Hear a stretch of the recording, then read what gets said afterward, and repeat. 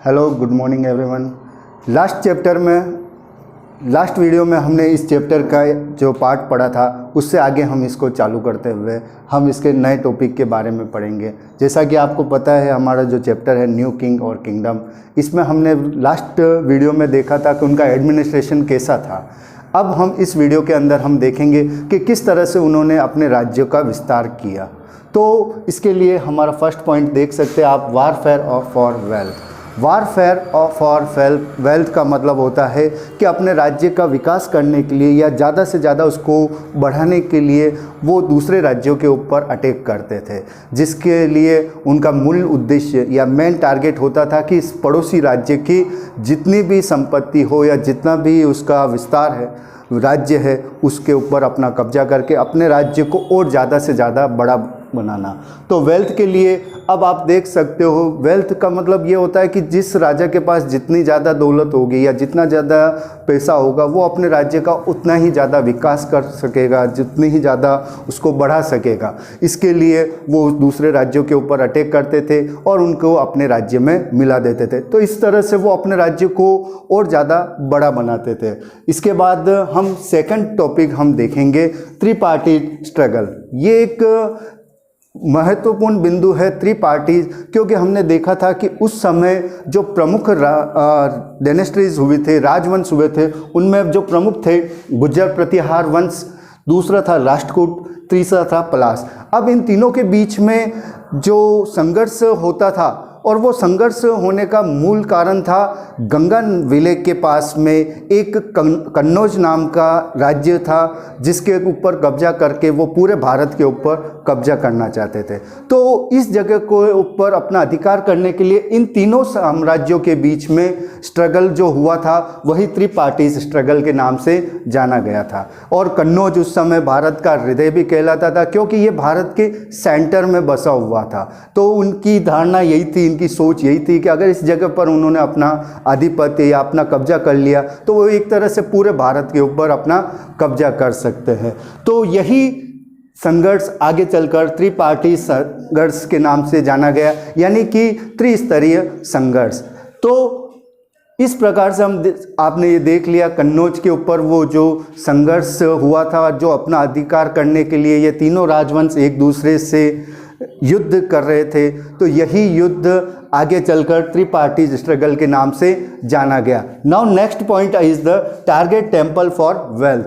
अब ये एक और महत्वपूर्ण बिंदु है। जैसा मैंने आपको अभी बताया था कि राजा जो होता था वो अपने राज्य का विस्तार करने के लिए दूसरे राज्यों के ऊपर अटैक करता था, और उसका जो मूल उद्देश्य होता था कि दूसरे राज्य की संपत्ति को ज़्यादा से ज़्यादा हासिल करना। तो इसके लिए जो वो उनका मूल टारगेट होता था वो होते थे टेम्पल इसलिए क्योंकि उस समय टेम्पल स्टोर हाउस माने जाते थे उन राज्यों के। क्योंकि आज भी आप पढ़ते होंगे, सुनते होंगे, देखते होंगे कि कई मंदिरों में बहुत सारा खजाना होता है। तो वो खजाना या वो जो संपत्ति होती थी, उसी संपत्ति को हासिल करने के लिए अक्सर करके वो टेम्पल को अपना टारगेट बनाते थे। तो इसी के तहत आप देख सकते हो, भारत के ऊपर कई बाहरी विदेशी आक्रमणकारियों ने कई बार आक्रमण किए, तो अटैक किए। उसमें आप देख सकते हो सुल्तान महमूद गजनी, जो कि एक अफगानी शासक था, और उसने लगभग 17 बार भारत के ऊपर आक्रमण किया, और हर बार भारत के कई प्रमुख मंदिरों को उसने टारगेट किया, और हर बार वो भारत से बहुत ही ज़्यादा मात्रा में धन दौलत उन मंदिरों को लूट कर लेकर गया। जैसे कि सोमनाथ का मंदिर हुआ, थानेश्वर का मंदिर हुआ। तो इन मंदिरों को लूट कर उसने भारत को एक तरह से गरीबी की ओर भी धकेला।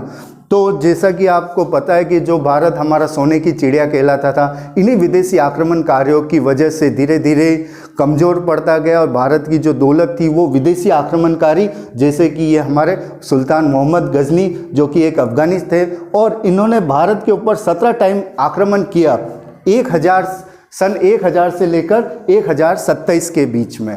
तो हर बार जब ये भारत के ऊपर आक्रमण करते, और हर बार ये कुछ न कुछ यहाँ के मंदिरों से लूट कर ले जाते थे।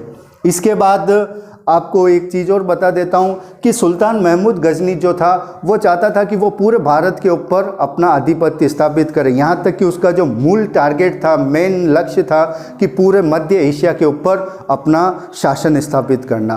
तो इसके लिए उसने क्या किया, भारत के ऊपर अपना अधिकार जमाने के लिए क्या किया, इसका जो एक दरबारी था जिसका नाम था अल बरूनी, अल बरूनी को उसने भारत के सीमाओं के बारे में, भारत की राज्यों के बारे में जानने के लिए भारत में भेजा।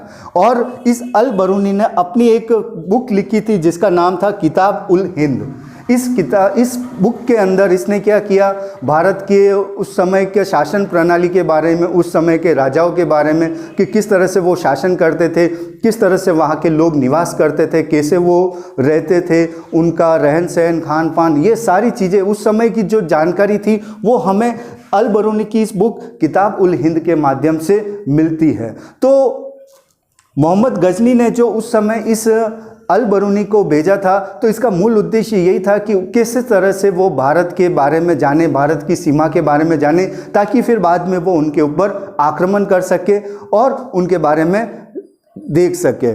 तो इसके बाद फिर अल बरून के बाद फिर भारत के ऊपर, जैसे मैंने आपको बताया, कई विदेशी आक्रमणकारी थे। तो उन्हीं विदेशी आक्रमणकारी में एक और थे मोहम्मद गोरी, वह भी एक अफगान शासक था।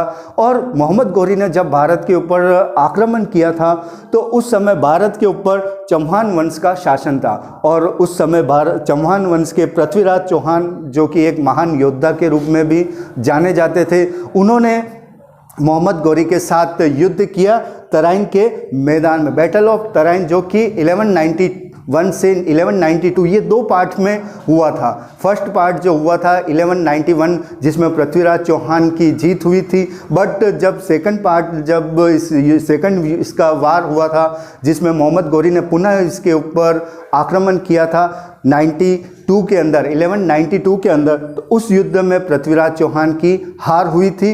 और इस तरह से भारत के अंदर जो पृथ्वीराज चौहान के बारे में कहा जाता है कि ये भारत के अंतिम हिंदू शासक थे, क्योंकि इस युद्ध के बाद धीरे धीरे भारत के ऊपर विदेशी आक्रमणकारियों ने अपना अधिकार करना प्रारंभ कर दिया और यहीं से भारत में अन्य विदेशी शासकों की हुकूमत, या जिसको आप एडमिनिस्ट्रेशन कह सकते हो, वो चालू होने लगी। तो इस प्रकार से हमने ये टॉपिक हमने देखा और आपने जाना कि किस तरह से जो उस समय के 7वीं सेंचुरी से लेकर 12वीं सेंचुरी तक के भारत पर जो राजा हुए थे, किस तरह से 12वीं सेंचुरी के बाद नए राज्यों का उदय हुआ। Thank you very much.